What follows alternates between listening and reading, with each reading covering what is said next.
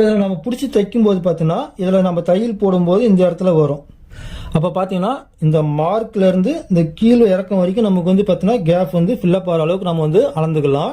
இப்போ பார்த்தீங்கன்னா நமக்கு 2.25 இன்ச்சு வந்து பார்த்தீங்கன்னா இந்த கேப் வந்து நமக்கு வந்து வருது. ஃபஸ்ட்டு வந்து பார்த்தீங்கன்னா நம்ம தையல் வந்து பிடிச்சி தைக்கிறதுக்காக ஒரு மார்க் ஒன்று போட்டுக்கலாம்.